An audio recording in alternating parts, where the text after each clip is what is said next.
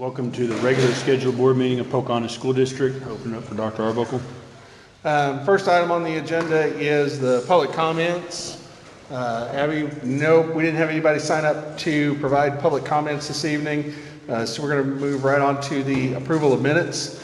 So the first item on your agenda there, item 3.1 is the minutes for the regular meeting in January 12th. Obviously, if there's any questions, be glad to address those. If not, then we would just entertain a motion to approve. Make a motion to approve. Second. Motion and second to approve the minutes from January 12th meeting. Everybody in favor say yes. Yes. Motion passes 4-0. Okay, the second item there, 4.1, is our student achievement update. I wanted to provide the board, we were out for a little over a week, 6 school days with the weather and those kind of things. We really utilized that time. I worked with our principals to communicate with our teachers and teams around really three areas that we needed to work on. And so what you have is you have in your agenda a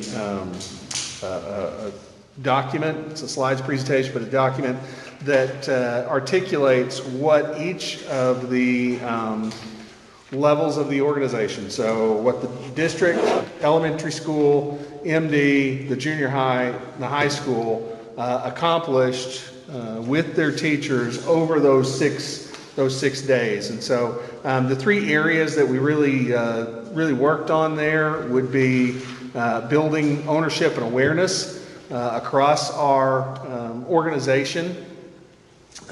Ownership and awareness really around, so we look at the district level, creating a district-wide expectation and template for intentional planning. That is one of those things that was an outgrowth of conversations that we've had with the Bailey Group. The Bailey Group has been on site with us, conversations that we've had, excuse me, as administrators, along with our CKH, Capturing Kids' Hearts material.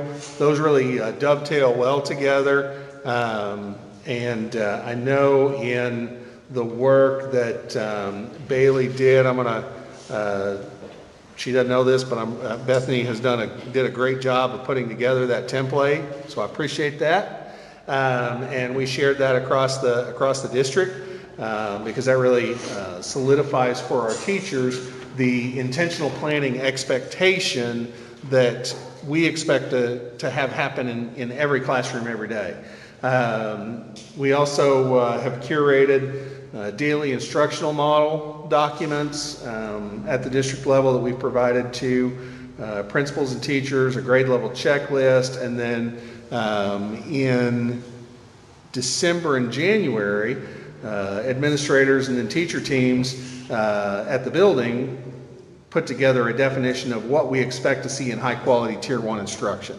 So the idea is at this point, teachers, administrators, building, district, should be all on the same page about what we expect to see in a classroom, what we expect to see with kiddos, teacher behavior, kiddo behavior. We're going to draw a line back to that when we get a update or a report on our superintendent's advisory team at the end of the agenda, and you'll hear that the things that are important to teachers are the things that are important to kids as well, which I think is really valuable. So if you look across there, you can see the elementary school, what they've articulated, what Sean's articulated there as to what the elementary school is working on with regard to building ownership and awareness.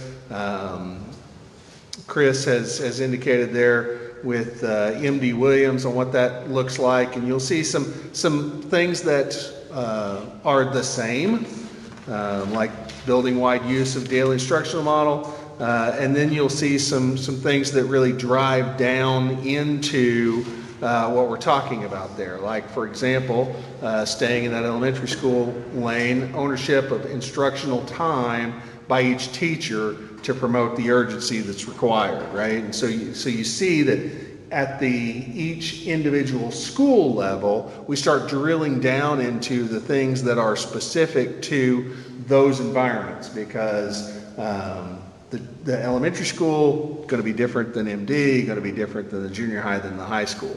So you can kind of follow those along through there. If we jump down to the junior high, again, you see some consistencies through there, and then you see some unique things that are necessary at the junior high. When you start talking about alignment of standards to the lesson, that's something that Bethany and the team have been working with and on for first semester and continue through that.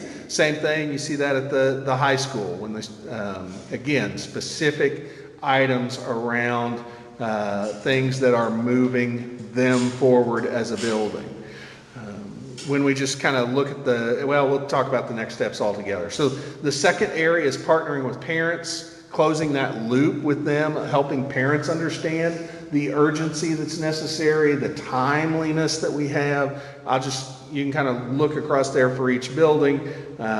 Communicate, if we start with the district there, communication hubs via Thrill Share, and some of those other things, that weekly radio broadcast that we've now been doing for 3 or 4 months at this point. Working with the elementary school, those third graders in particular, we're now offering an after-school boot camp for our third graders who are not at level of proficiency they need to be for promotion to 4th grade. This year, all third graders have to meet a certain criteria in order to be promoted to 3rd grade. If they're not meeting that criteria, or they don't have what we call a good cause exemption, then we are required by the LEARNS Act to hold those students back in 3rd grade. That has ramifications for parents, that has ramifications for kids. It also has ramifications for staffing. And so those are things that we're going to be dealing with right up until and after that 3rd grade test. And Sean, what's the date of the 3rd grade Atlas test? We're scheduled to take it the first week of May. The retake was originally scheduled for May 18th. They moved that back to May 26th. So we share that to say we're going to be making staffing decisions all the way up into June 1st based on how many 3rd graders are being promoted to 4th grade and how many 3rd graders we're going to have to retain, again, because that's what LEARNS has indicated that we're going to have to do. And so we're trying to, again, double down on that communication with parents to help, ask for their help. These are the things that we need to be seeing at home.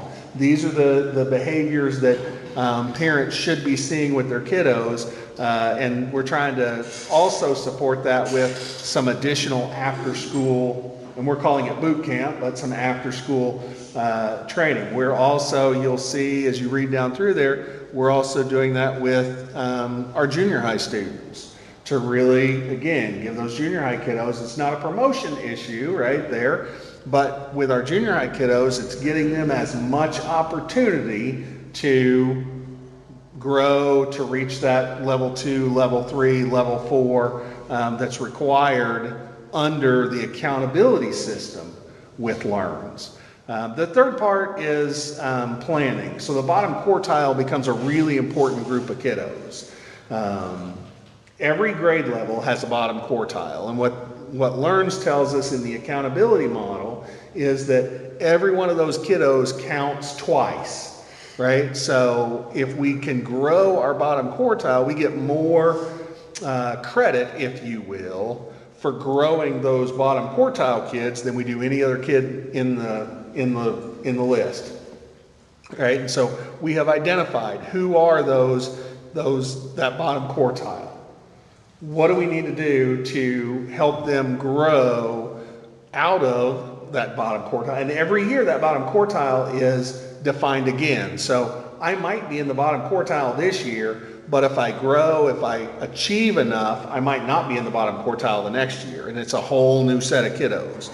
But the idea is there's a lot of pressure, but there's also a lot of advantage to growing those kids, because instead of, to use a kind of an analogy, instead of those kids being worth 1 point, they're actually worth 2 points, right? And so we've really focused on, we have a new walkthrough document at the district level. It's what we're calling a key levers document in both math and literacy that we are using for our classroom walkthroughs at this point.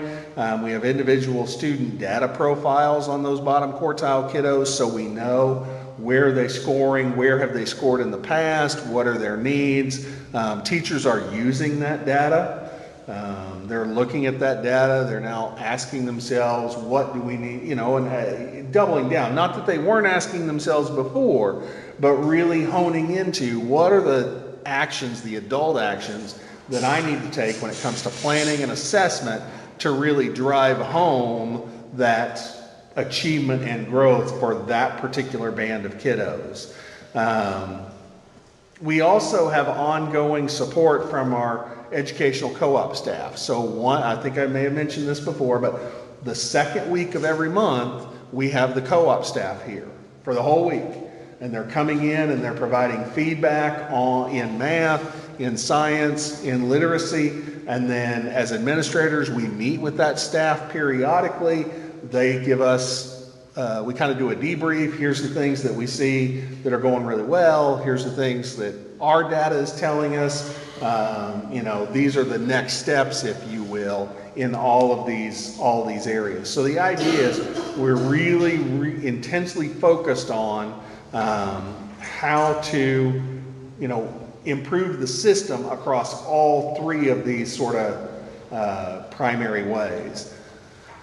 You can just kind of hit that number 6, which is that next steps. You can kind of see down through there with each one of those, building ownership. We have a list of next steps that we're working on currently. Again, partnering with parents, 2 or 3 next steps on there, looking at regular and consistent communication with our parents, feedback on practices and effectiveness, reinforcing the parent role in student success. I think that really is highlighted well when it comes to some of the work that the third grade teachers are doing with our kiddos, where they have met, they have reached out, they've scheduled meetings, we've met with those third grade parents, shared with them the urgency of this, given them some things to do at home, going to come back during parent-teacher conferences and hit them again and say, okay, here's where they're at, here's the things that they need to continue to work on. Again, it's really all about urgency and kind of, we've built some momentum, and how do we keep that momentum going at all of our buildings. I know I pointed out just a couple of things in a couple of our buildings, but we have that good work going on in all of our buildings. And I think that's what's going to move us from where we have been to where we want to be. Now, it's not going to happen in 1 year, right? We're looking for progress, and then next year we'll make more progress. The following year we'll make additional progress. But I do think we have a really good plan laid out that connects back to our strategic plan as well, and are everybody's working as hard as they can to make sure that kids are successful. Now, a lot of information in there, so questions. These are all well and good, but I've been hearing this kind of stuff for 3 years now, and it seems like it's getting worse. Now, I've got 4 kids here. They never bring books home. I see them never reading. I know it's hard as can be to get kids to read, but if I'm training a carpenter to build a portable shed, I can instruct all day long, but until that carpenter builds that portable shed and does it over and over and over and over again, within 3 months he's proficient at it. Why aren't our kids forced to read? I mean, if we have a problem with literacy, how many books does a third grader read a year? I mean, do you know how many books a third grader reads a year? Are we in third grade? I mean, the story in the readers. why can't we say, hey, and don't do books that the kids don't like, though, do it in interests that they love. And they're not only getting, if somebody's into science or fantasy or whatever, you're not only training them with literacy, but you're training them with science. If they're into geography or history, they're reading, learning to read, and learning geography and history at the same time. I mean, I feel like we're better off going to the basics rather than trying these fancy words and these models, you know? Well, I think one of the challenges is the state is really pushing the HQIM, the high quality instructional materials. And we can't use an instructional material that is not on the state approved list. And one of the things that I know I've brought up to the board before is we need to do some evaluations on our K-6 instructional materials. In talking with DESE, they have indicated to me that they are in the process of changing that list. So they are going to completely remove everything that's on the list and rebuild that list over the next 2 years. So their recommendation is that we continue doing what we're doing with the instructional materials that we have used that were on the list previously until they get that list built, because it's going to be, a $500,000 decision when we do those kind of things. Now, if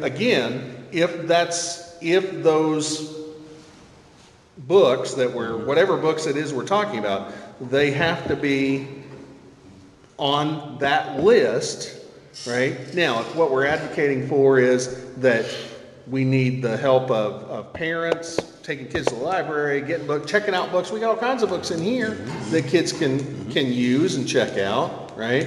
I think that's where we come back to how do we partner with parents? How do we help them understand? How do we help parents understand that there is a role for reading at home, right? And it may or may not be part of the curriculum. It's okay if they read a book that's not part of the curriculum, right?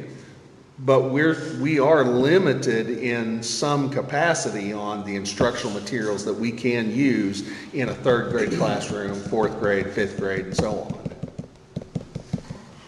I know there's lots of things to it, but I feel like getting back to the basics and just reading, anytime you want to learn about math, you're going to do math over and over and over again to get proficient at it. And I don't know why we don't do that, I know there's instruction constantly, but just doing it is what's going to build these kids up.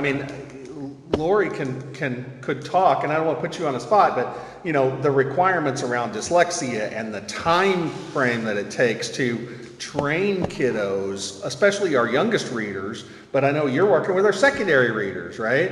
On encouraging them and building the skill set, because if they don't have the skill set, then we are required to go through a mechanism, a whole process to ensure that we test them, they have the skills, we practice it, we do it in a 35-minute time frame alongside everything else that we're doing. Am I kind of on base there? Yeah, during grade scan time, Ms. Miller and I worked, and I came up with a notebook of what you're talking about, back to the basics of do they know how to multiply? Do they know how to do the fractions? Can they add, subtract, multiply, and divide numbers, period? And we are actually Thursday going to get with teachers to kind of reconfigure groups because it's accountability too. Do you know how to do it or do you not? So we're going to hold you accountable, and if we see that you're slacking or you don't know what you're doing, we're going to reconfigure those groups where we target some of the kids that don't know the basic skills. Yeah, my thinking is that you have, you level 1, level 2, level 3 for this grade. And when you find out all these kids are in level 1, you give them the flashcards for level 1, and these kids are in level 2, so you give them it and improve them to level 3, And eventually all the kids in class are at level 3. I'm not a teacher, but now, it just seems like... In classrooms, they're teaching grade level, and that's what Dr. Arbuckle was saying. So that HQIM, high quality instructional material, I agree there's too many acronyms and too many those. But basically, we, by adopting that curriculum, we have at least aligned it. And now we're working to target the kids that need help, a lot of help. And that's what our Mexican time is for, is what you were talking about, where those level 1s are targeted, the ones that, the level 2s, the level 3s. unfortunately, we have to balance how often we intervene versus how much we're giving grade level instruction, but we're trying to find the balance. So here's a question I had. You were all educators, prior to being administrators, right? Some of y'all sooner than others, more recent than others. Great the young guy on the block. And this is not a dig on anybody. This is just a direct question as a parent and now as a school board member. The frustration that I have, that it seems to me, is that the state is so driven on all these test rubrics that where is the instructional time? Because I know it's not like it was when you started, Sean. I mean, what they did in the classroom then compared to what they're forced to do now for state requirements, to me, it's absolutely ludicrous. At what point do school districts have the ability to push back? Like, there is no time to instruct kids. Like, I don't remember being this complicated when I was in school. Like, I just remember going to class, the teacher gave you work, you do your stuff, and like now it's just like everything is so complicated and layered, and it's like, well, you did this, but now this group's got to go over here and do this. Like, I don't understand it. It's just like it's almost its own entity, and it's so complicated that as a layperson, I can't understand it. So I really don't understand how anyone who's not more involved in this room, how they can understand it, much less help their kids with it. Like, It is complicated. it's ludicrous at this point, is what it really is. Like, I don't, and the lawmakers that are making all these rules probably have never stepped foot in the classroom before. Not one single time. What I will say is, our students are not doing great. We've got to work extremely hard, and I've seen a lot of hard work this year, and some of it's worked, some of it hasn't, and I'm pretty excited about next year. Yeah. You know, we need our kids up to par. Right now, we have so many that it's hard to target all of them. Yeah, and that's what I mean. I wouldn't make it like a dig, like no one's doing their job or anything. It just seems like I don't know how you do your job, to be honest with you. I really And don't. that's how our teachers feel as well. I feel like that's where we're trying to support them with all of this, because it is a constant. Look, it seems like even once you get on the track to do something, and then 6 months later, like Chad was bringing up, the state comes in and says, oh, we're not doing that anymore, now we gotta do this. And it's like, we're not even through the year yet doing what you told us to do when we started. Like, give us a chance to implement something. It's like you're constantly implementing something, and nothing ever, you never see it to the end. So I mean, I guess if anything, I'm commending you guys, and I don't understand how you do it, because it's beyond frustrating for me. So. We need some progress in trying to see where our kids are. The ones that are down here, we need to get them help. Yeah. You know, there's been some things put in place this year that I think are pretty exciting. Like I said, we'll move forward. And I would say, you know, and again, it's factual information, right? But I mean, we had 70-ish third graders that we reached out to parents, and we reached and said, okay, this is the plan, this is what we'd like to do. We'd like to get them extra help after school, and I think we had about half of the parents take us up on it. I'm not saying they had to. I mean, I'm sure there's a plan. That's where I think your biggest, that's where, you know, it's kind of like everything else. It starts back at home. You know, parents don't enforce it. You know, they're not after the kids to, you know, read. And, you know, without that support, you know, the teachers are just, Well, most You know, teachers, do it most like most that. parents are expecting children to learn at school, not at home, and so that's unfortunately in our society nowadays. The school districts has got to take up the slack. You know, we can't blame the parents for not teaching well, their but children. you can to some extent, because like I say, back when I didn't have a choice. I knew my ABCs, I knew how to read and everything before kindergarten. I think it's a complicating factor. That's my point, right? It's a Well, I will say complicating this too, though, factor. as a parent of students in this district that are, I would like to think at least middle of the road to the upper end, I do have a little bit of frustration as a parent with this current system we're in, because I feel like they're not challenged at all. Like, that's the group of kids where it's like, they just show up, do what's expected of them, they go home.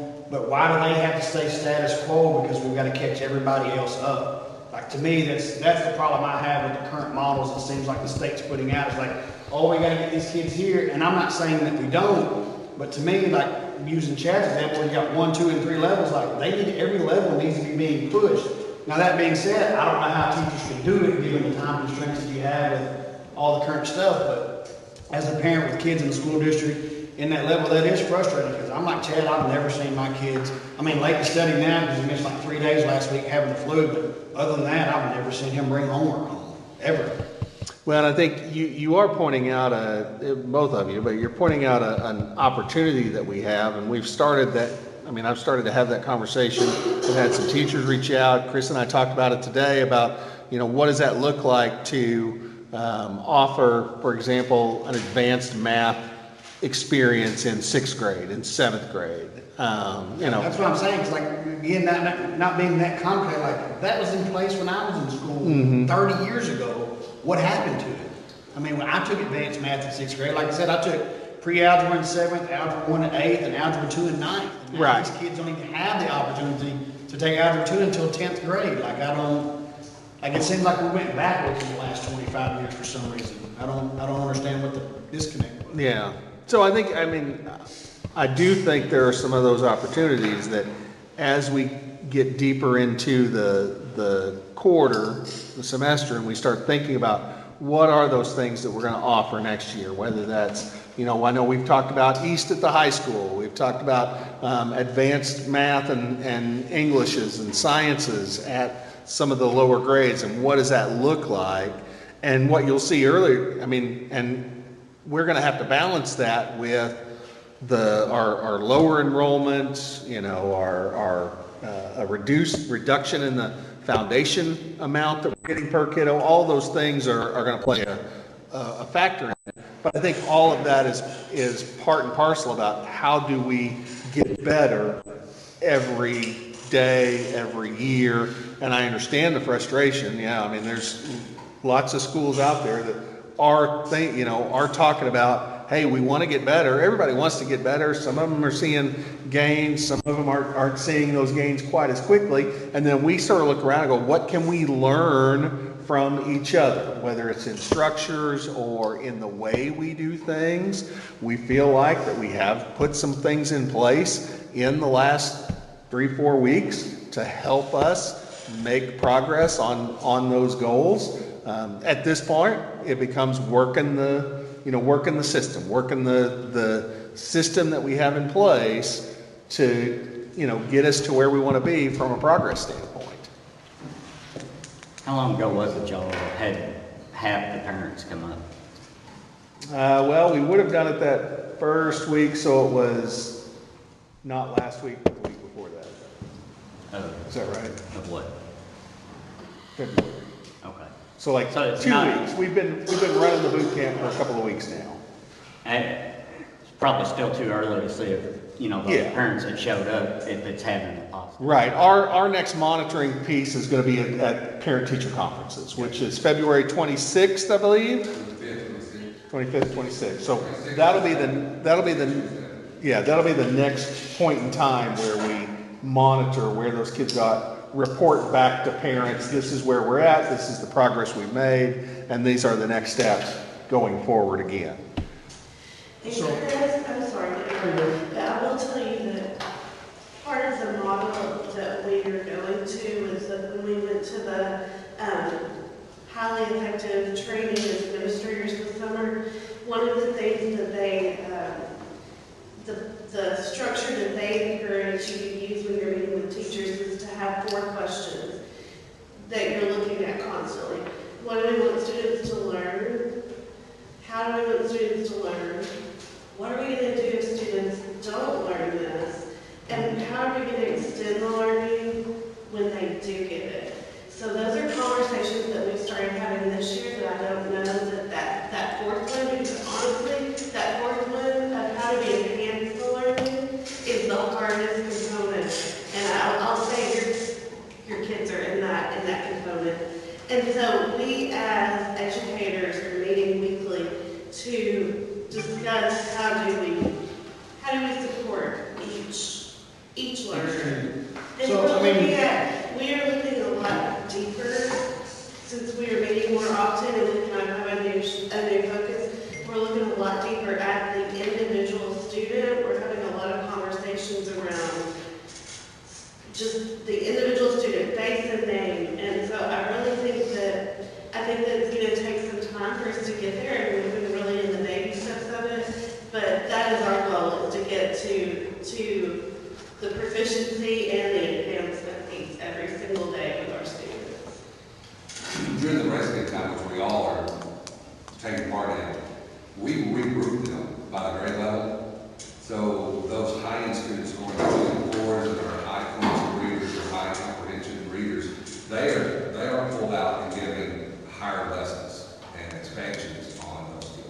So that is an intervention time, but it's also an intervention time for the hire.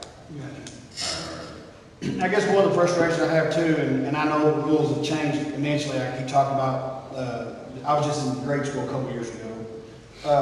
But the frustration level was I know I've said this before, y'all heard me say this, that school is more business-like than it's ever been with school choice, et cetera. And I don't know, but I also feel like the educational system over the last 20 years is more secondary or higher level education driven with colleges, and that's definitely a business. They can shell that however they want to, but they're in the business of making money. And I feel like that's where all these testing is geared toward, like, what can we do to, I mean, let's be honest, not every student in these hallways are going to be doctors and lawyers and things, I mean, and that's fine, not everybody's geared that way, and we need mechanics, and we need plumbers and electricians, and not that those people are unintelligent at all, it's just a different career path, and there's, here we're, farmers and those type of things, like, I want to see more of that integrated, and I know we've got so many state mandates apparently when it comes to where they got to be grade level proficient, but, when these kids are juniors and seniors, like, at this point in time, like, English and all that stuff, I get it, we got to do it to a certain degree, but now let's start getting these kids down a path of what do they want to do, where do they see themselves Pathways. doing. And I know we got a VOTEC school or technical school here with BRTC that we partner with to a certain degree, but I just remember when I was in school, we didn't have a local college, but that was, there were kids by the time we were done at noon, our senior years, like, they went to a totally different school, what's called vocational school, and they went and started learning trades because they didn't want to go to college. College was not their thing, but it seems like everything we do test-wise now is all geared towards, we've got to get everybody, all 140 students to graduate to college. And they're just not going to go, whether they want to or not. It doesn't matter if we have them prepared, if they don't want to go. I just feel like there's other, I don't know. I think we're on the right track. Have you heard of Pathways what the state is offering? Like my daughter went and got her CNA degree already, and she's a junior. They've got about 25 different trades people can get into based on the local employers, what they say they need to hire. And so I think Little Rock is trying to move forward with something like that for juniors and seniors. I know one of my employees' sons is going to be a journeyman electrician by the time he graduates high school, so that kind of stuff, That's the kind of stuff I like to see for sure. So, kudos to y'all for dealing with all these regulations. Any other questions or comments there? Okay, moving into our first informational item. The first item you have on there, I brought this as an informational item the last couple of years. This is our educators' legal liability insurance. This is liability insurance that we are required to carry. This is provided through ASBA. The increase on the premium for across both the legal liability and the general liability for out of state is an increase of about $349 from last year. So we're looking overall, we're looking at a little over $11,000 for that liability insurance. I just bring that to you so that you're aware that that is something that we have every year, and we'll be sending that in. I've already accepted it. We'll be sending our payment in this month to make sure that we get that knocked out. So obviously, if there's any questions, be glad to address that. Otherwise, we'll go ahead and move on to item 5.2. This is the calendar option. So certified and classified PPC are right now considering 2 calendar options. I'll be meeting with certified PPC again this week. We've had a calendar committee that has been made up of PPC members as well as all the principals, Craig, myself, a couple other individuals, and teachers wanted to look at what I would call is a traditional. That's the first one you're looking at, sort of a traditional calendar, if you will, that has the 178 days, 190 contract days, really in between or between the middle of August and Memorial Day there on the 31st. One thing to keep in mind, as I told the calendar committee, is about every 6 years you have like the best calendar option. 26-27 is the best calendar year to build a calendar because Memorial Day is late. It's the last day in May. You have other dates that are falling really well. This particular one will also include, nope, that's the 28 calendar. But you've got some dates in there that really fall well. So you'll notice that in the traditional calendar, what they're looking at is a start date of August 12th. We've got our staff has been pretty clear. They would like to see a week in November. They'd like to see 2 full weeks at Christmas. The Flex Day and the PD Day in January has been really something that they like to see. And then you've got Memorial Day late. If you look at the second calendar, what I'm kind of referring to as the extended calendar. You may have heard the term year-round calendar. It's not really a year-round calendar, but it does mean that teachers come back in July and they don't leave until the first day in June. Again, this is the best layout.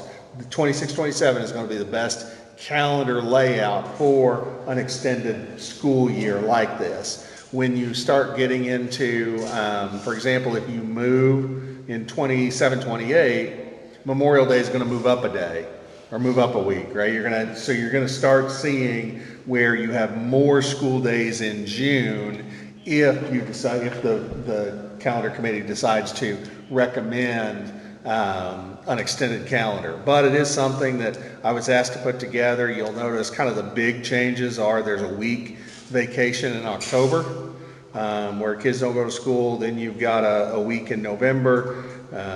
2 weeks in December. In essence, you've got at least 1 day off every month. You'll notice that.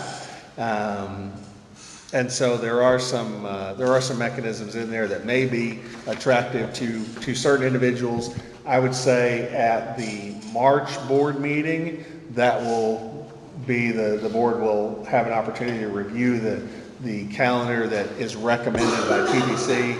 We'll probably be asking for approval of one of these 2 calendars at that time.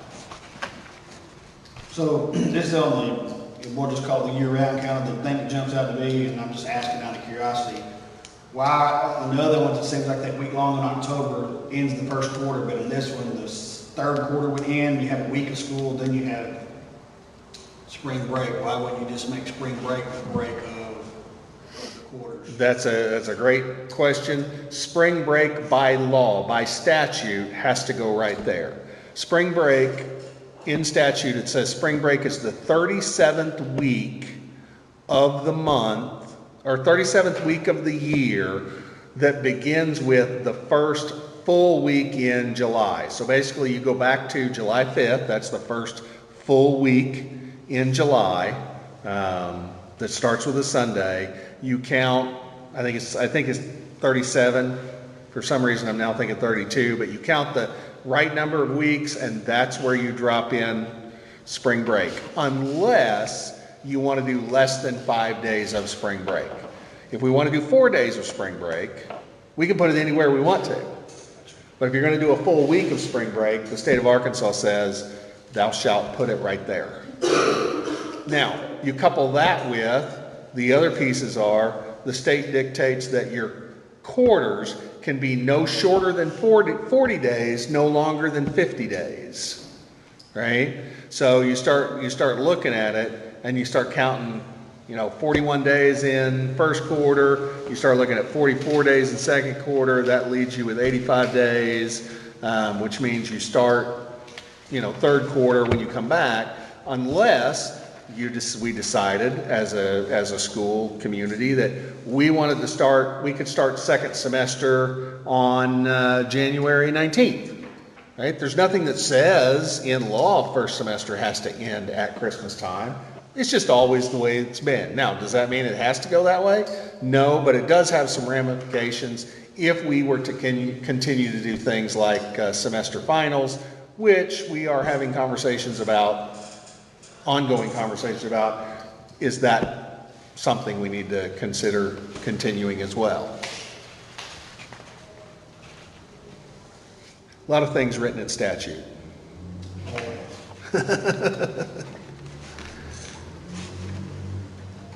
Any other questions about the calendar?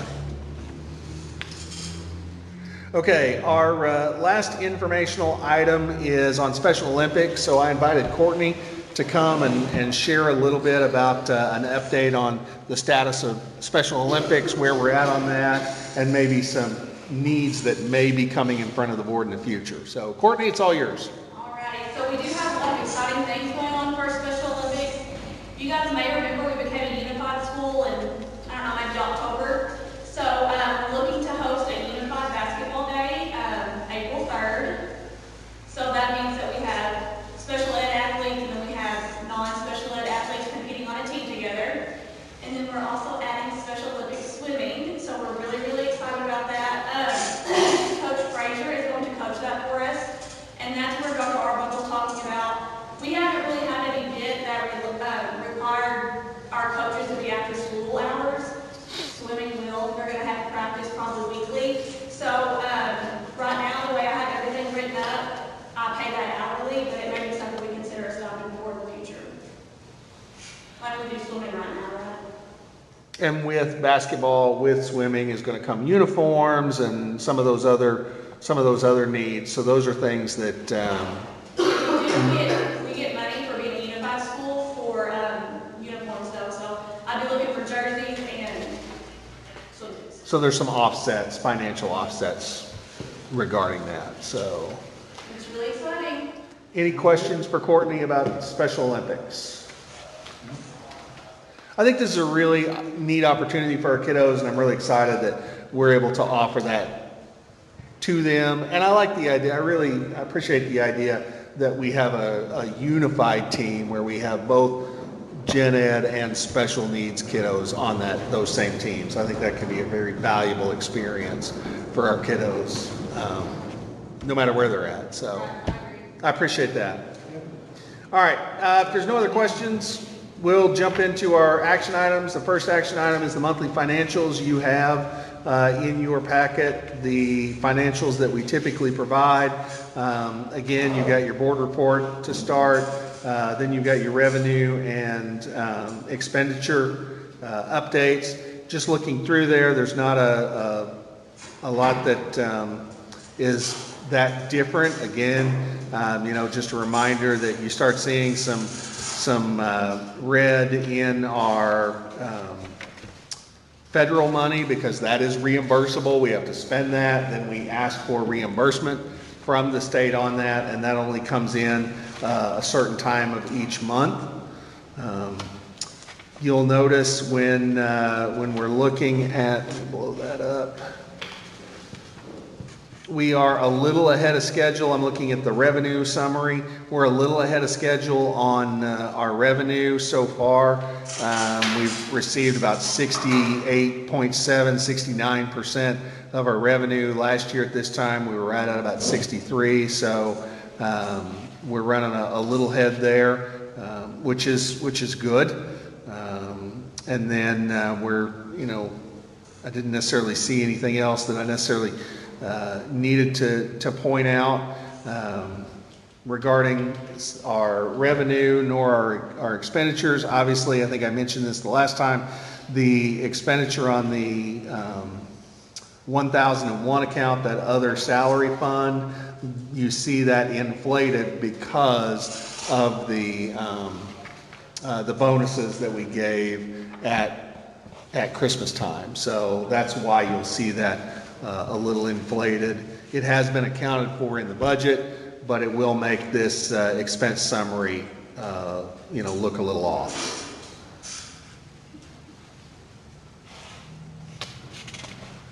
Obviously, if there's questions, we'd be happy to address those. Otherwise, we would just need a motion to approve. Motion approved. Second.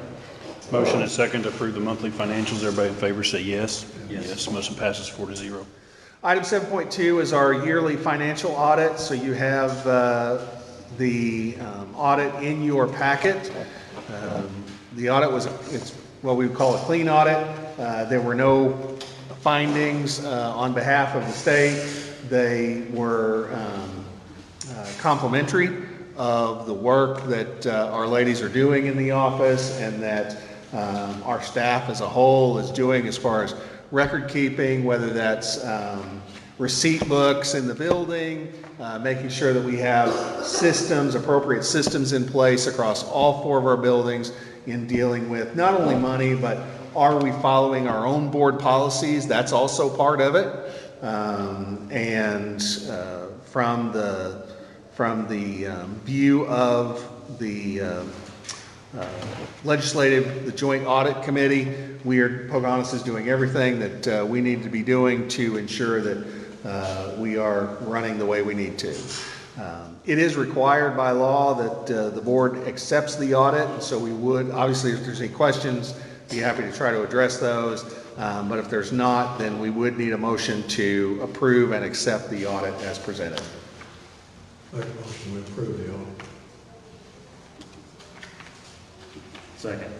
Motion and second to approve the legislative audit for the school. Everybody in favor say yes. Yes. Yes. Motion passes 4-0. Item 7.3 is the career coach at the high school, also known as the Arkansas Works coach.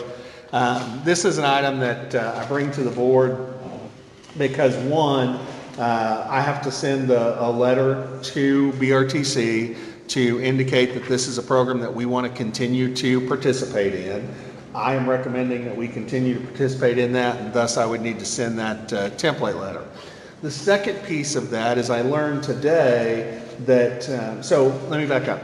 This particular position is a grant-funded position, and that grant is held, it's asked for and held by BRTC, okay?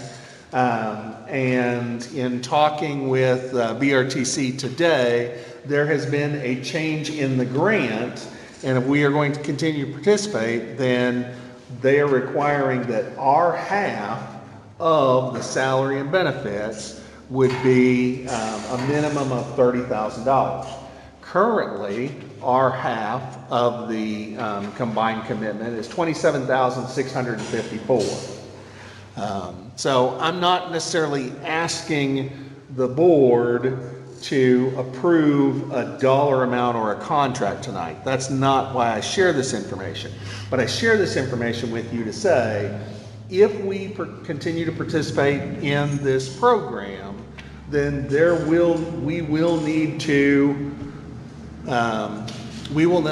have an additional financial commitment of at least $2,400 there to ensure that we are meeting the new requirement of the grant, which is a $30,000 on our part half. Now, I have there listed for you the career coach salaries of all the career coaches in our area. So as I've been looking at it for the last couple of years, my recommendation is going to be at a future meeting that we increase that compensation anyway. But we will be, if we're going to continue to participate in the program, we will be increasing it at least a minimum amount, because we will have to increase our portion from $27,600 to at least $30,000. I've given you the numbers there, and the average for that would be you've got that there. Our half. I'm sharing the half. So I'm not saying that that's where we're going. I'm just saying that we will need to meet that minimum requirement. But the decision I need the board to make this evening is, will we continue to participate in this program with BRTC? I'm recommending that we do, but obviously that's up to the board as a whole. Make a motion, we continue to participate. Second. Motion and a second to approve the Arkansas Works coach continuing on what we've been doing with them. Black River, everybody in favor say yes. Yes. Yes. Motion passes 4-0. Item 7.4 is, as the board knows, we've been sharing. This year we did Capturing Kids' Heart, Obviously, that was a financial investment on our part. To continue with that program, which I would like to see us do, there will be a continuing cost with that. And so you have the board has the proposal for that continuing cost. I do think that, or I would recommend that we approve, the board approve the Capturing Kids' Hearts proposal as it's presented, because I do, as we bring new staff members on, we are going to need to have additional training, and that's a line item in there. We are going to need to maintain the support that CKH is providing to our principals, to our district teams, and access to the online portal for our teachers and our teams. So you'll see there that the cost of that continuing work is going to be about $68,550. I am recommending that we move forward with that for the 26-27 school year. What has been the response from faculty and staff here at the school with this program? Well, my sense is that, or my perception is very positive. I think we're making inroads. Again, I think we, like anything that you have, when you bring on a new program, I think we started well. I think we had a little bit of an implementation dip, and we're on the way back up. That's where we talked about connecting our instructional piece with the behavioral piece, so that those two are dovetailing. The surveys, I think, are important so that we can get feedback from our internal stakeholders, our teachers, our principals, but also our external stakeholders, our parents, students, that kind of thing. I'm sure, principals, anything that you want to add on your perception of what's happening in your buildings around CKH? Positive, negative? I think it has given us the opportunity to have cohesion district-wide and building-wide with our social emotional needs of our students. I agree. I think that we need to give it a little bit longer to see the success and be able to see how it will positively affect. I mean, this is the concern I have, and I don't have any problems, paying for things that you guys need, but what I don't want to do with all the other burdens you have on your plate is just add one more thing that you have to do, one more item on their plate that they're having to do. That maybe I want it to enhance instruction and not take away from instruction. We've used it to help with our building discipline across every grade level, incorporated social contracting across the building, in classrooms and in the public. We've also used their Excel model instead of the ag model or lesson planning, simply because we paid for it, we wanted to use it as that part. So it has affected, we've used it in several areas.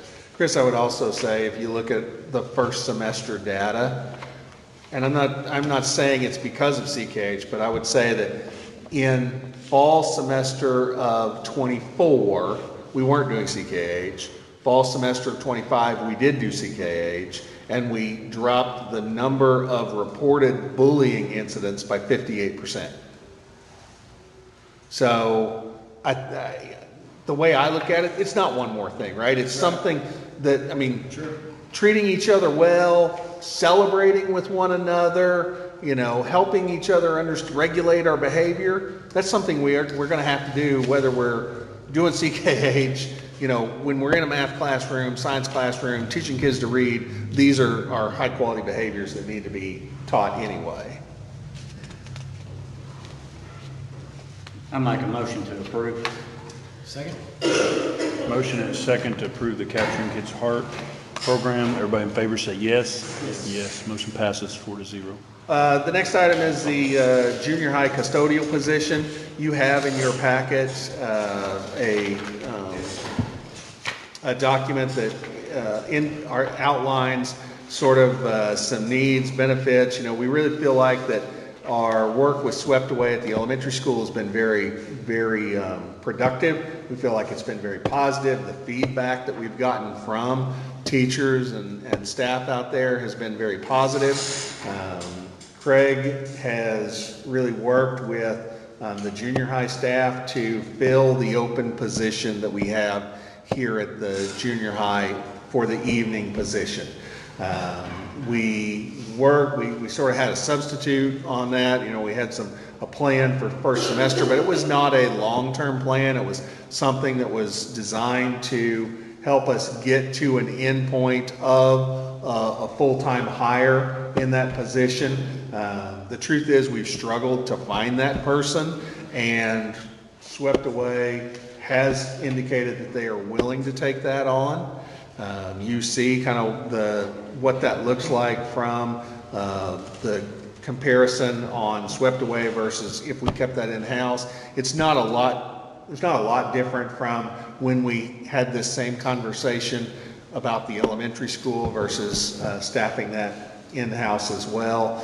And so there's, you know, again, it really comes down to, we feel like we've got a good thing going on at the elementary school. We'd like to replicate that here with our open position. Craig, anything that I'm forgotten or missed? No, I mean, it's been something that it's been an ongoing issue with trying to fill that third position. As you guys know, we try to really make a tiered structure, in some of our buildings with our custodians. And so we have somebody here cleaning buildings when kids and teachers aren't here. And that's generally what this person is being assigned to do, is get in the classroom. That's essentially what they're doing for 8 hours, in every classroom from 3 to 10 o'clock, 10:30. And it has been an ongoing issue. We thought we've had people hired, thought we had the right people in place, have had people subbing, have had employees here filling in places, and it's not worked out. And so we feel like we've used all the resources we could to hire somebody else in-house, and it hasn't worked out. And so this is our next best option. Still going good in Sean's building? Yeah. Everything's still going good in Sean's building with them though? Yeah, every time I go over there, somebody thanks us for Yeah. putting that in place. I'm good with it. I make a motion to approve. Second. That's up to you. I mean, if it's Three to none. three, yeah. That's If all. everybody's gonna vote for it, then you're okay, and then you can break if you want. If it's gonna be if it's not, then you may want to take a break and allow Gary to be a part of that vote.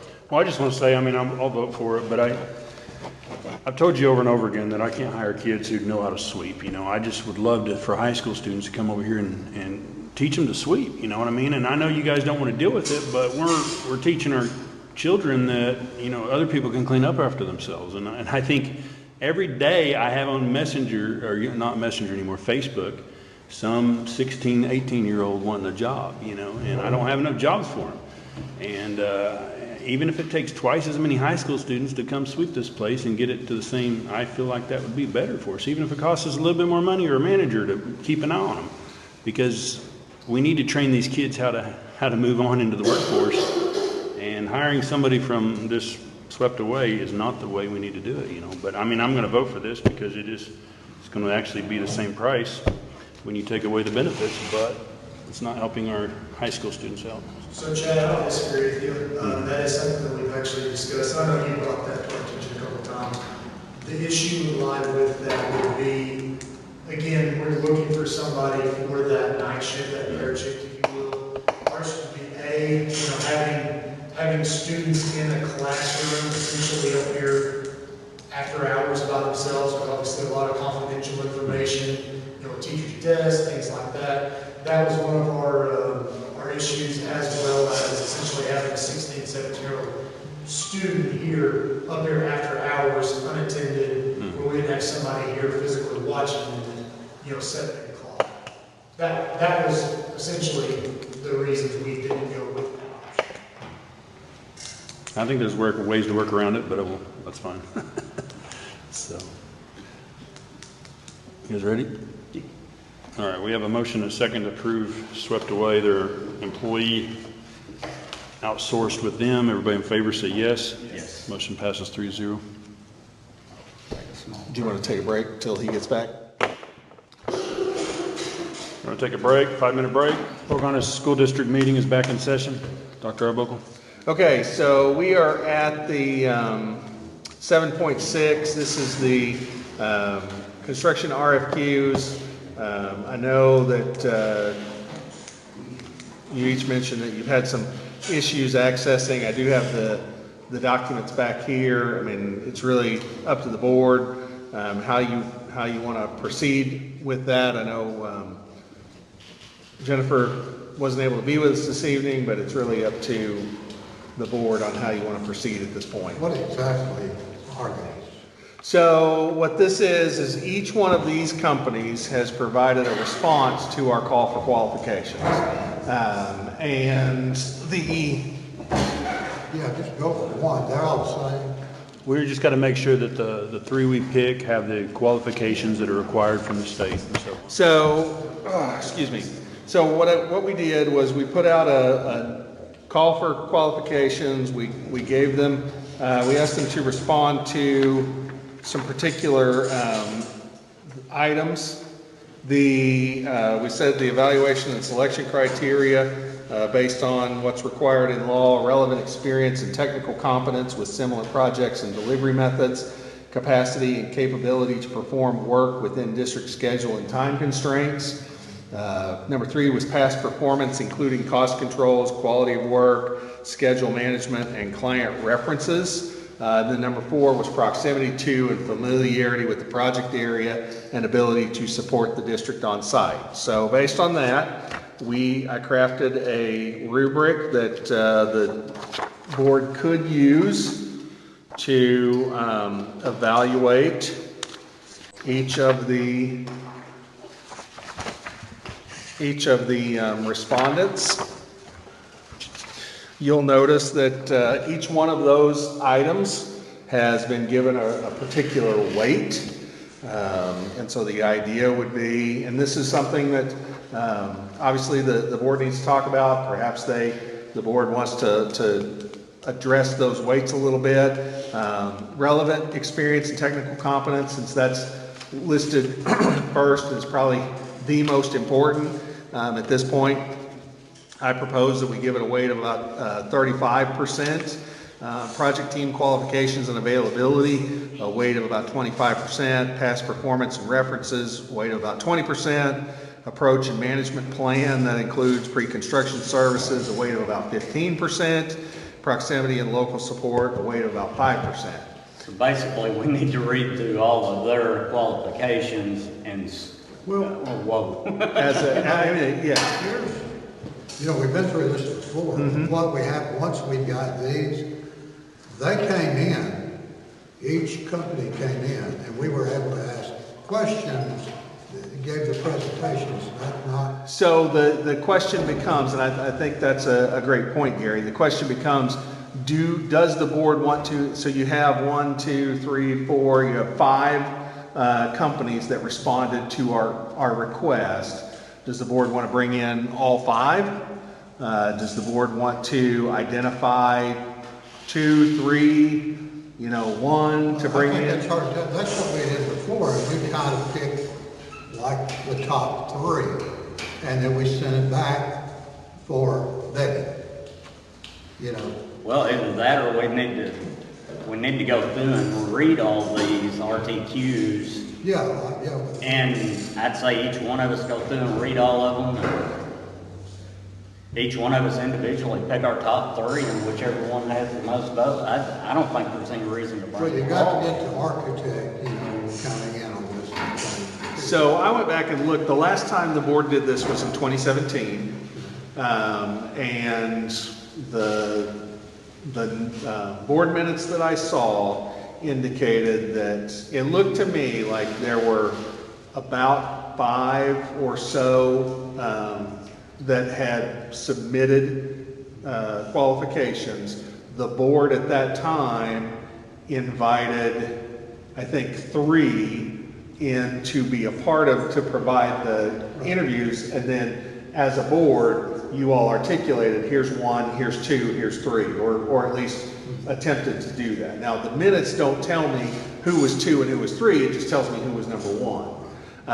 And so that's really what we're trying to do with this process, is identify, right now, Nabholz has been identified by the board back in July as number 1. Okay? Now what we're trying to do is we're trying to say, okay, who's number 2 and who's number 3? Because when we get to the point of discussing, of trying to put up a building, if that's something the board is going to want to do, then we're gonna have communications with Nabholz. We're gonna try to get to a guaranteed maximum price. That's what the statute says. If we don't get there, then we have to go to number 2. Well, number 2 has got to come from this list right here. We just don't know who that is. There's good companies there. Number 3 has to come from that list. So it's really the pleasure of the board on who from this list. You can invite all of them to provide presentations, or you can limit those. Who was your brother, the one that he had worked with? Was it your brother? The superintendent? Yes. Yeah. I'd have to ask him again. It was either Taylor or Ramson's. I couldn't remember which one. Okay. But they're not on. Tate's not on here. Right, I noticed And that. I've never heard of the Sparco, so. Parco's out of Batesville. They're doing a school for Southside right now. I talked to the superintendent a few months ago about it. I think they're a smaller company. There's Clark Contractors out of Little Rock. They look like they're a pretty good size outfit. I've never heard of them though. They've got, Ramsey's worked for us before. Yeah. yeah. I mean, I'm kind of like Brent. I don't think there's any need to bring anybody in yet or architect wise, he's going to work with whoever we pick. So Basically, we need to pick, I guess. 2. Well, really, when, If we went 3 though, I mean, I wouldn't be opposed to 3 because then that gives us a top 4 instead of a top 3, and you got a little more wiggle room. That's just kind of where I'd be. well, my thing is,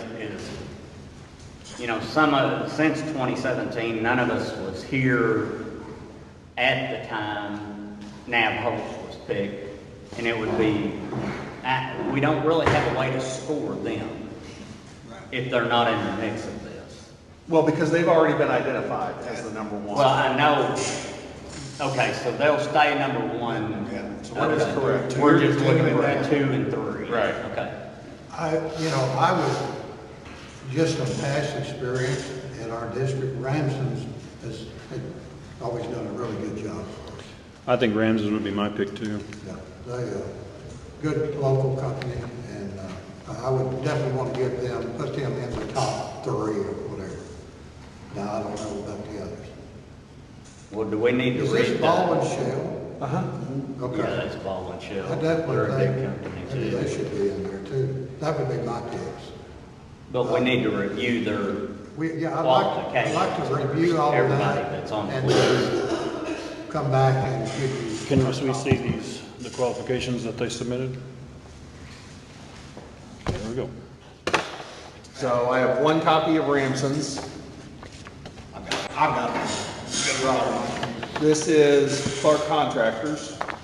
So, This is- you guys fine with Ramsey's as number 2 or 3? I would definitely like. I'm not gonna pick a number at this point until I look Right, at all that's- of them and read through them. Right now, what you're trying to figure out is who are you going to invite in for additional conversations? This is Clark General Contractors. Can we do all this tonight? I don't feel comfortable with that without reading it. So- Here's where I'm, and I'm gonna look this, I'm gonna look it through, I know we got some great companies here, I'm sure. But I'm gonna kind of give you a job, is to maybe call some superintendents that these people have worked for, and get kind of feel for, some of these other companies. Well, that's going to be the interview process, Gary, as far as, we're going to interview them all, and then at that point, we're going to, they can bring qualifications through their interviews, what they're schools that they're Yeah, doing they for, will. But I want to go further and vet them, is to, them calling, say a company or somebody you work for, they're gonna call and say, hey, what kind of job did he do? And, hopefully. Well, and it's like, say, you said this Clark, you said they were out of Little Rock, if we don't know anything about them, I think it would be unfair if we don't, vet them as a possibility. So the way I see it, the board has a couple of options. One, you go through this review process this evening, right? Or two, you table this for a later conversation, and then go through. We go through them. You go through them either on your own or. Can we have access to a copy of all of these? It's in diligent, but you guys. We all struggle struggle to to get get in. and that would give us time to go through this before the next meeting. And then we could maybe sit down and see who we want to invite in for a, Yeah, and that's fine. Let's see.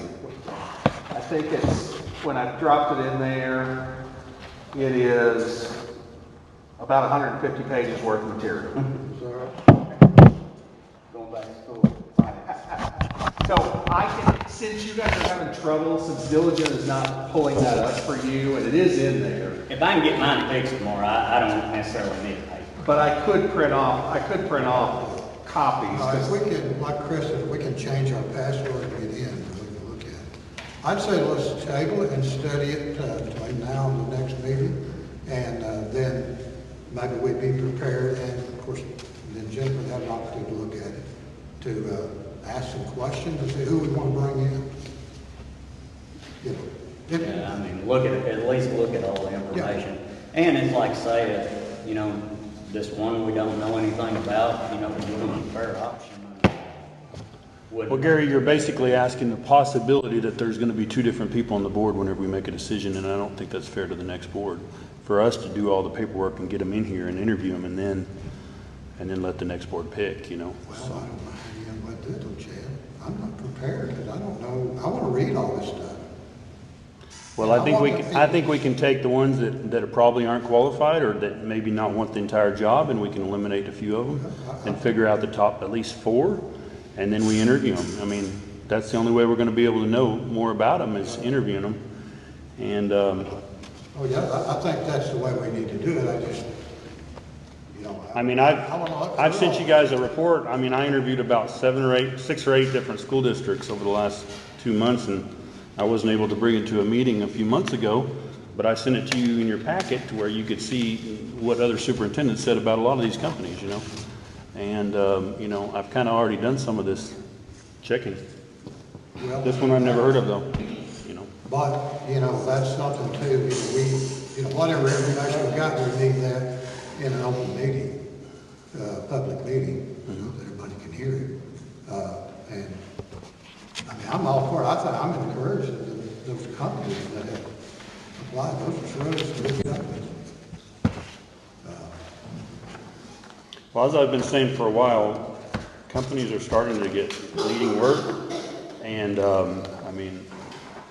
I was at a modular home factory in Indianapolis a couple of days ago, and they said that basically all their suppliers are starting to get tremendous rebates, like $8,000 per house on siding and windows and stuff like that, because they are getting not enough supplies, or they're not producing fast enough to keep up with their factories. And I think that's probably nationwide, is these companies are starting to slow down. Well, I think that's one thing, though, Ted, as Dr. Arbuckle can talk to some of these other superintendents, get it official, and say, what is the cost per square foot? They got it all in here. They got it in here. But we can't ask that question. It's in here. We can look at it. You want to look at it? Yeah. You want me to read it to you? What do you want to know? We can't ask them, but they can tell us. So here you go. Here's Clark Construction. They completed this job for $18,073,000. The completion was July of 2020 at the peak of the expensive material. Here's 124, $8.5 million. That was an HVAC job,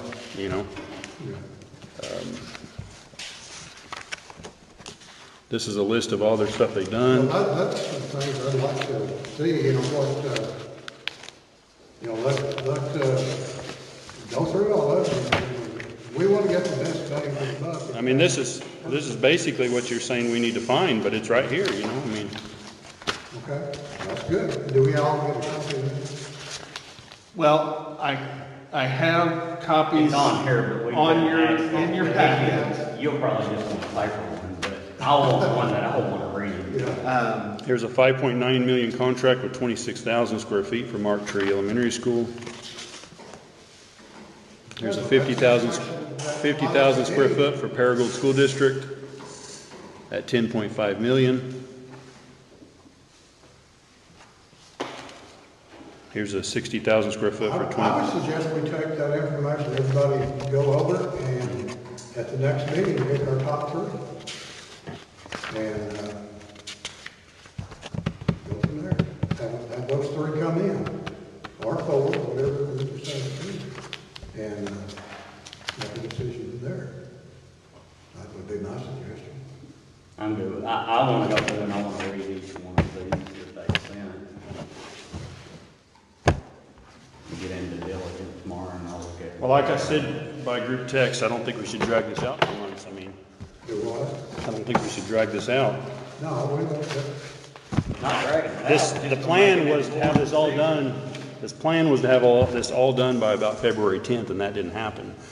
I'm not sure what happened, I guess the ice storm, but it was supposed to be selection of, according to our schedule, the selection of these, the top one was supposed to be by about February Well, 10th or 11th. I don't think it's a big hurt because we don't even have a construction project.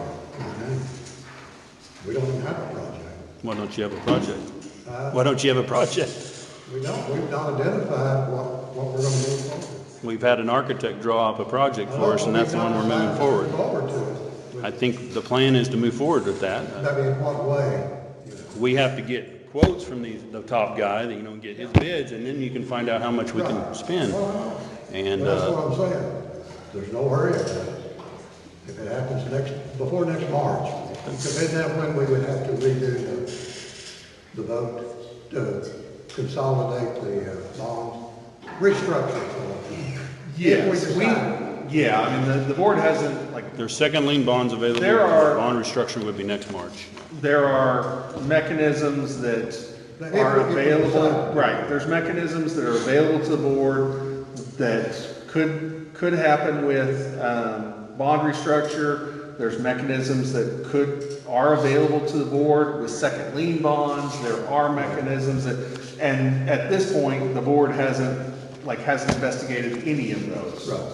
So, you know, this became sort of the next thing, was identifying the 2 and the 3 for our construction management. But I understand right now, I mean, our construction company under contract is NetHealth. Correct. The only way we would pick somebody else if we'd done away with them, or we said, we want to select somebody else. Right, I mean, Okay. yes. We had to have number 2 identified. Right. That were like. And the way the process is set out is the board would identify, the board has identified their construction manager, that's Naples. Next, the board would need to identify what the project is going to be, the scope of that project, and enter into a guaranteed maximum price negotiation with Nabholz. If that fails, if the board were to say, nope, we can't, Nabholz says we can't meet that price, or the board says, well, that's too expensive, then step 2 is to go to the number 2 identified construction manager. That's where we're at here. Who is that? So rather than wait until we get there, what the board had indicated was, let's go ahead, based on conversations that we had with Mr. Mixon, go ahead and identify who is the 2 and who is the 3, so you've got all that lined out. Then we're still gonna have to come back and talk about, does the board want to build the $35 million project? Do we want to? We're just not there yet.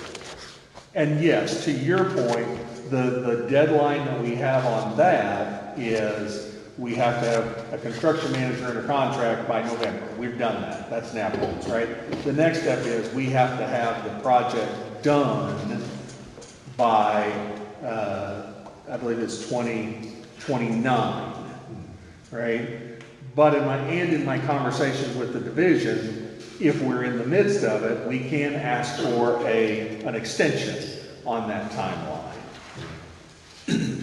Well, I'm like Brett, I like to look through all this stuff. I mean, I don't, whenever, That's like each one, we got this, kind of the formula, I mean, just kind of go through and read all of them and, score each one and then everybody compare scores. yeah, I'm like, oh, this is the first time I've seen it, it's 5 minutes ago. So Right. I gotta We can do this at the work session as well in March, right?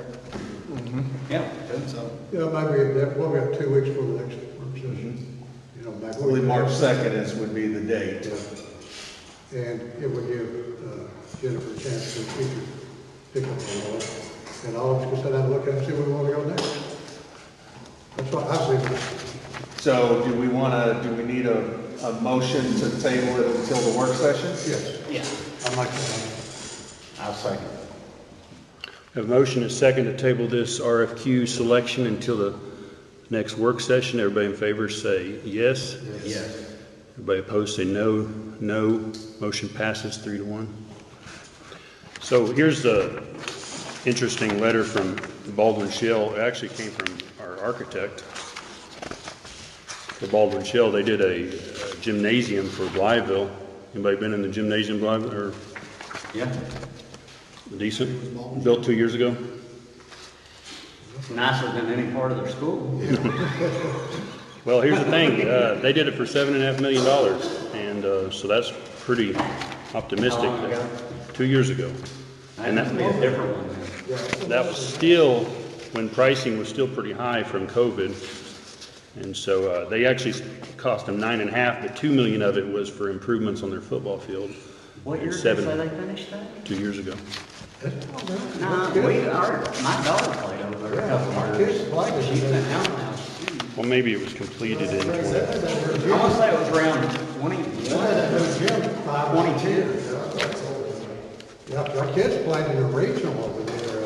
which that would have About 4 years ago. been, that would have been probably pretty close to where was the peak of the cost from COVID?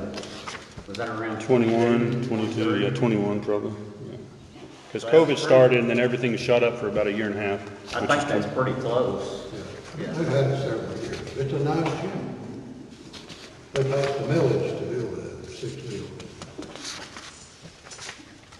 Okay, unless there's anything else, we'll go ahead and move on. Superintendent's comments, district informational updates. Wanted to give you a couple of updates. One, I've asked Christian to share a little bit. The kiddos and the community has been working on a Make-A-Wish fundraiser, and so I think Christian's got a quick update on our Make-A-Wish fundraiser. Yeah, so Mr. Green's kind of been pretty integral in that too, with partnering with Ms. Brittany at the high school and Ms. Megan Weston at the elementary school, and trying to get with our Make-A-Wish and kind of be a sponsor through the school. And so on Friday, they had the Heartathon, I think that was the name on it, Have a Heart.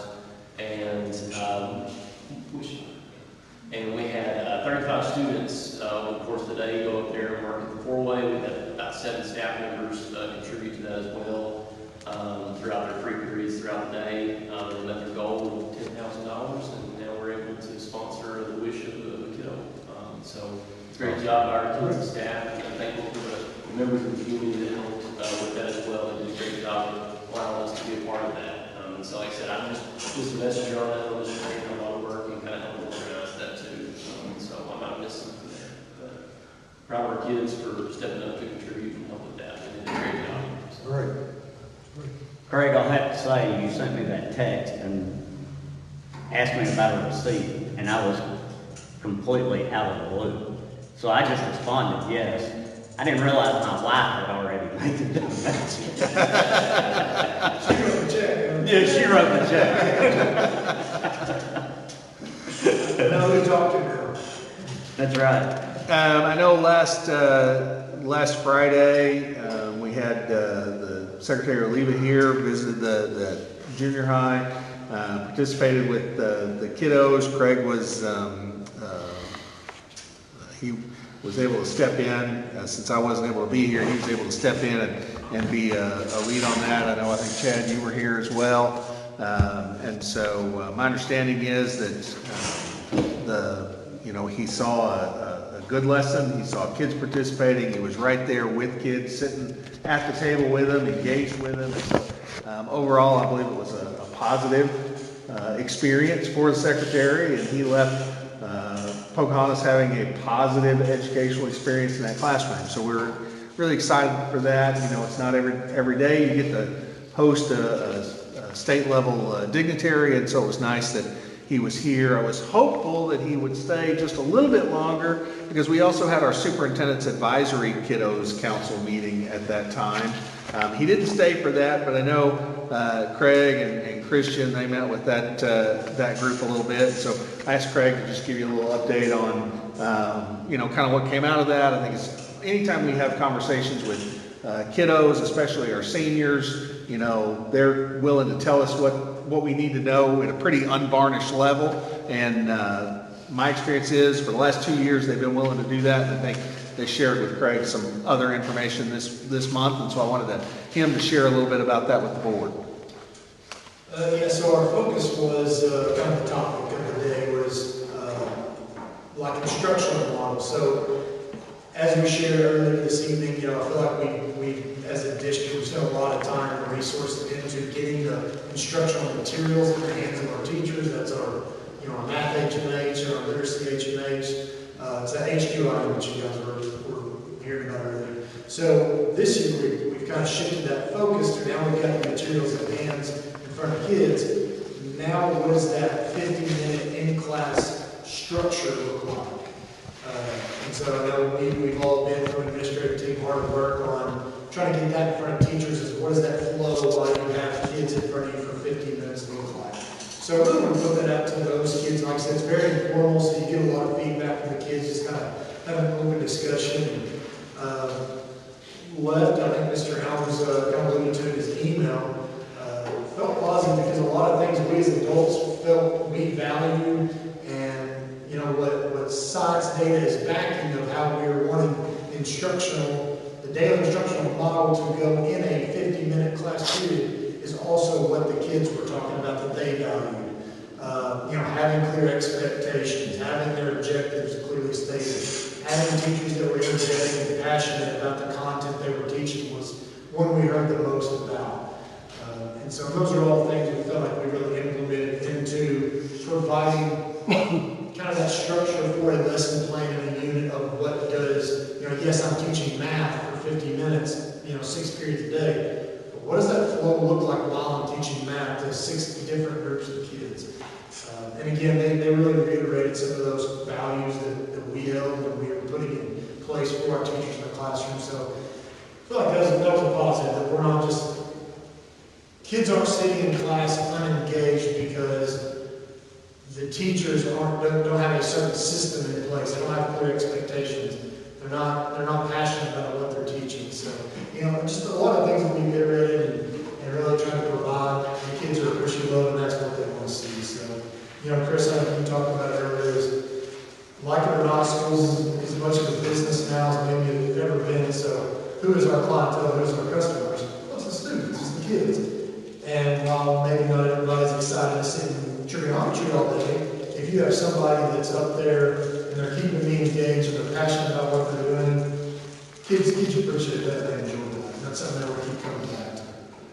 And I think it reinforces the conversations that we're having as adults. I think that's what Craig's saying. The conversations we're having as adults, the things that we're trying to implement are the things that kids want us to implement. They are the things that kids want from their educational experience. And so I think we're on the right track. We've got all the arrows, pointing at least in the right direction, and now we're trying to build that speed. We're trying to build that momentum across all of our areas. The last thing I kind of wanted to point out or talk a little bit about was this is the time of year where we're going to start talking about salary schedules. We're going to start talking about raises. We're going to start talking about positions. And I think it's important to just make sure that the board has the most up-to-date information. So as of this morning, or as of late last night, our district enrollment is 1,804 kiddos. That's down quite a bit from even when I came into the district. This is not a challenge that Pocahontas faces. This is a challenge that the entire state of Arkansas is facing right now. You know, we've lost in the last year across the state about 44,000 kiddos to other options that are not public school. And so I think that's a statewide issue. We are not immune to that. Our first quarter average ADM was 1814. You know, I'm working right now on a projected 3-quarter average of about 1,800. I'd like to think that it's going to come in a little higher than that, but right now I think we're about 1,800. So the expected foundation funding amount that we're looking at for next year when we start building our salary schedules and staffing and things like that is about $14,466,000. The board, again, in our conversations that we've had, we've been pretty clear. I feel like the board's been pretty clear with me that we want to keep that foundation, you know, our staffing somewhere in that 78 to 82% range.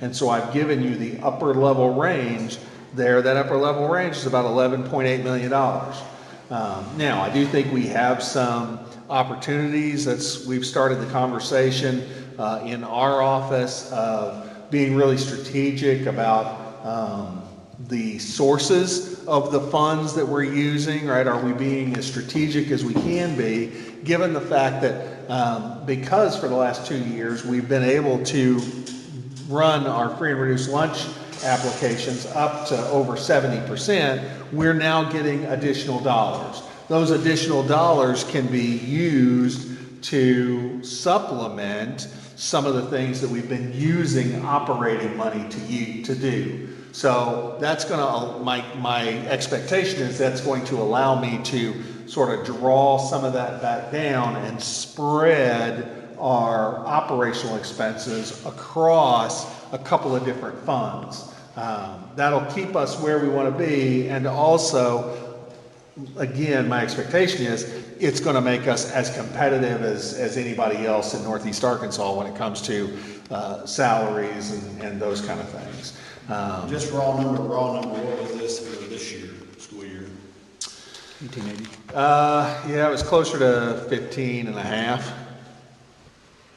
You have to remember, next year, not only is our enrollment down, but the foundation funding is being decreased. So this year, our foundation funding amount was around $8,300. Next year, it's going to be $8,037. The state is keeping about $300 of that, but what they're doing is they are not going to charge us for insurance anymore.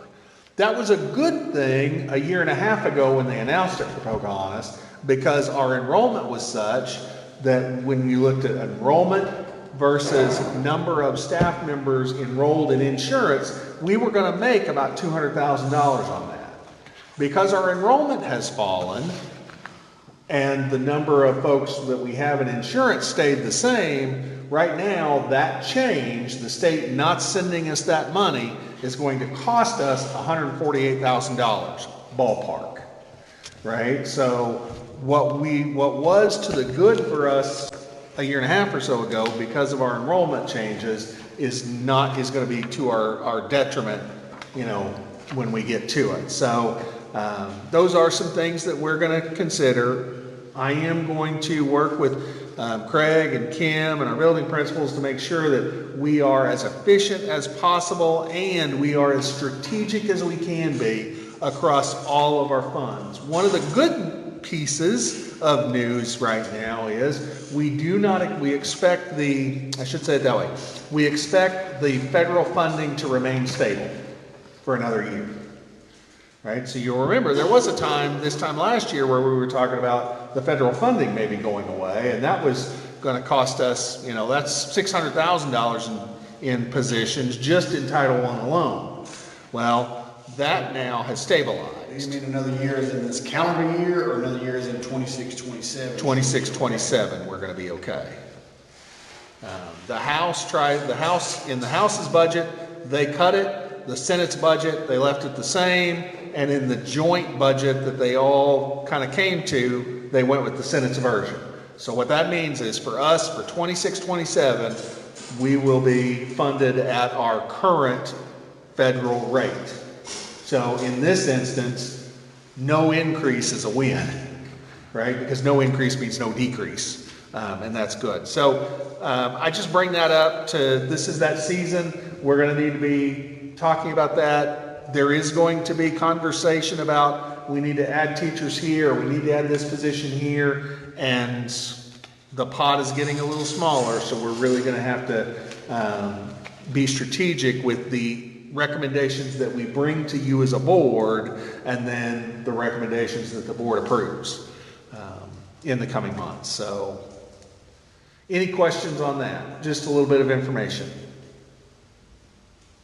Okay, moving on to the personnel agenda.